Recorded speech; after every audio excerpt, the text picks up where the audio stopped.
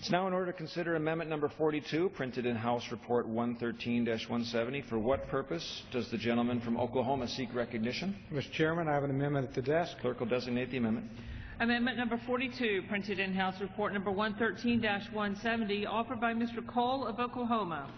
Pursuant to House Resolution 312, the gentleman from Oklahoma, Mr. Cole, and a member each will control, opposed each will control 5 minutes. The chair recognizes the gentleman from Oklahoma. Thank you, Mr. Chairman. I yield myself 1 minute. Gentleman is recognized. I'm offering a bipartisan amendment this evening, Mr. Chairman, to prevent funds from the so-called working capital fund from being used to implement furloughs of DOD employees. This amendment would affect approximately 180,000 workers scattered around the country in different working capital fund units. Tinker, Hill, Robbins, the Great Air Logistics Centers account for 26,000 of those. Working capital fund employees are indirectly funded by the government and not by direct appropriations. The commands where these employees are paid have more than sufficient funds to continue to operate without a furlough. Indeed, furloughing these workers would be counterproductive and ultimately cost money. And with that, Mr. Chairman, I'd like to reserve the balance of my time. The gentleman reserves the balance of his time. For what purpose? I rise to claim time in opposition to the gentleman's amendment. The gentleman is recognized for 5 minutes. I appreciate the gentleman's concern and the fact that he is focused on working capital that is essentially funded through customer reimbursement. But as I mentioned in the debate, am opposed to the gentleman's amendment. I voted against the Budget Control Act. I think sequestration is an abhorrent way to run the government. I was disappointed last year when we made every federal agency in this nation, including the Department of Defense, wait 7 months until we told them how much money we're going to give them. And then almost most of the agencies, we then told them, well, we're just going to give you what we gave you last year. Now we're suffering because of furloughs. And the concern I have here, again, is making distinctions between one federal employee and another.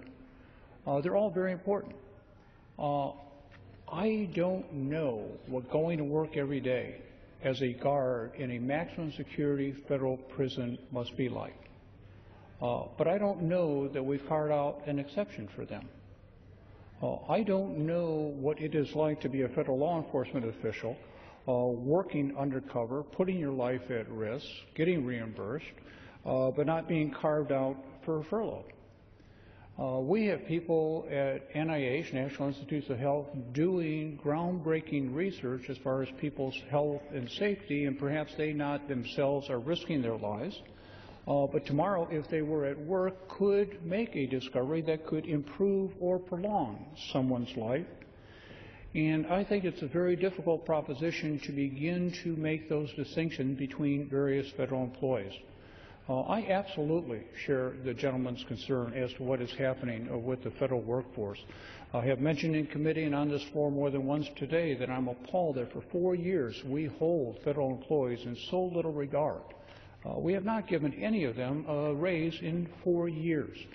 But we scurried to the floor because people were going to be inconvenienced on the House floor, not the House floor, at airports, because of potential slowdowns at the FAA. Well, federal employees actually do things for our safety, like make sure when we leave the ground in an airplane, we're safe. So again, I'm very concerned here. The fact is, allowing exceptions for one agency, I do think, is unfair to others. Allowing exceptions that pit one agency against another wrongly determines the value of the work performed by some government employees vis-a-vis others. We ought to value all of their work collectively together and should not be looking for temporary fixes of one dislocation, as great as it is, caused by sequestration. What we ought to be about, and I know the gentleman is about that, is to end this madness, if you would, and get back to the business of governing this country. I would reserve the balance of my time. Gentleman reserves. Gentleman from Oklahoma is recognized. Thank you, Mr. Chairman. I'd like to extend 1 minute's worth of time to my good friend from the state of Washington, new member from the 6th District. Gentleman from Washington is recognized for 1 minute. Thank you, Mr. Chairman. I rise in support of this amendment, and let me take a second here to say I oppose sequestration, I oppose the furloughs, and I believe Congress should be moving forward on a plan to eliminate sequestration and the process of furloughing workers.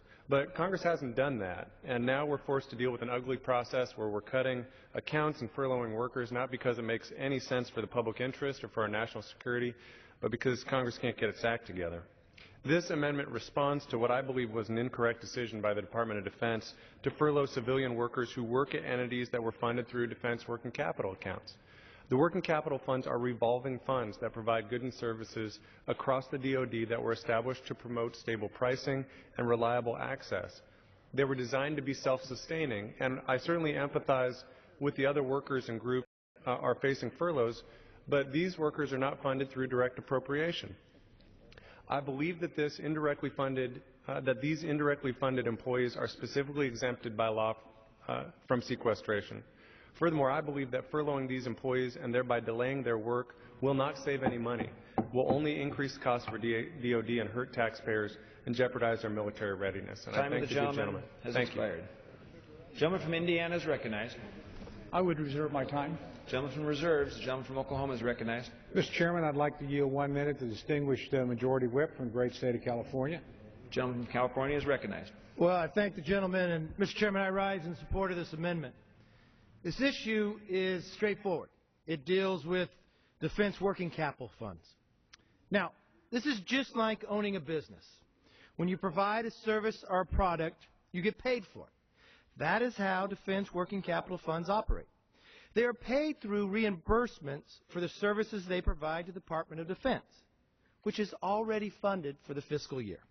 Thus, working capital funds do not receive direct appropriations, and therefore furloughing these individuals have no savings. They actually have the direct opposite effect. They'll cost you more, there'll be delays, and most importantly, individuals will be harmed in the process. The specialized work that Defense Working Capital Fund employees perform is vital to our nation's security and our war fighters around the globe. A blanket 11-day furlough policy, such as China Lake in my district, will only end up slowing down our war fighters, the best and latest technology to complete their mission when called upon to perfect and defend America and safely return home to their families. This is very simple. They do not effect inside a furlough. They are a business that performs work and they get paid for it. The money is already there. That's why I ask and urge all of us to join in supporting this amendment. Time of the gentleman has expired. The gentleman from Indiana is recognized. I would reserve my time. Gentleman Reserves. Gentleman from Oklahoma is recognized. Mr. Chairman, I'd like to yield 1 minute to the distinguished gentleman from Utah, my colleague on the Rules Committee and my classmate, Mr. Bishop. Gentleman from Utah is recognized for 1 minute. Thank you, Mr. Chairman. As stated, this workload is a self-sustaining process, which means if the workload is there, and it is, then the money is there, and it is.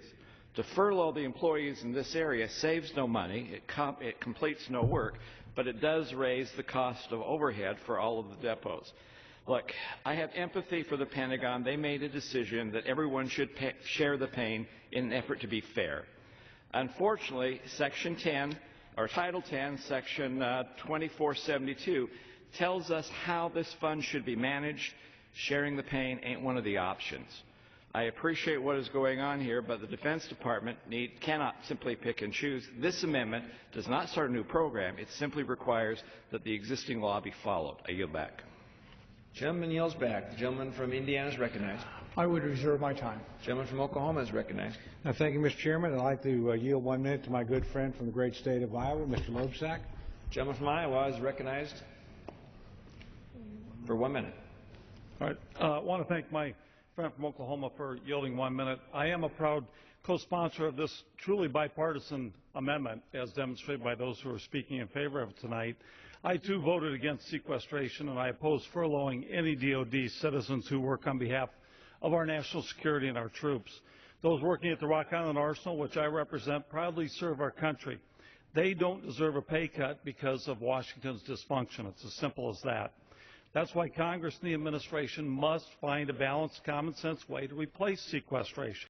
This amendment addresses the unique situation of the Working Capital Fund civilians, like those at the Joint Manufacturing and Technology Center, who are already funded from prior years. I think that's important to keep in mind. Furloughing these men and women doesn't create direct savings, as has already been mentioned. Rather, it delays work for our troops, it hurts our readiness, and it increases costs for taxpayers without direct savings. Again, I oppose all furloughs, and I do oppose sequestration.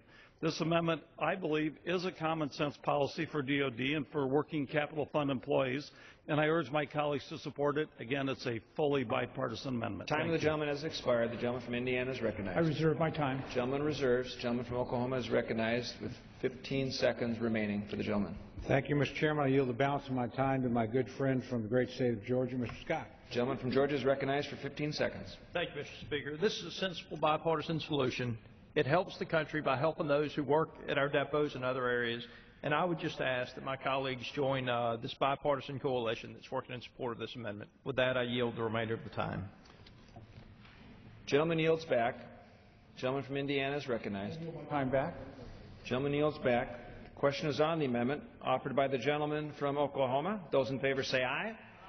Those opposed say no. Opinion of the chair, the ayes have it. The amendment is agreed to.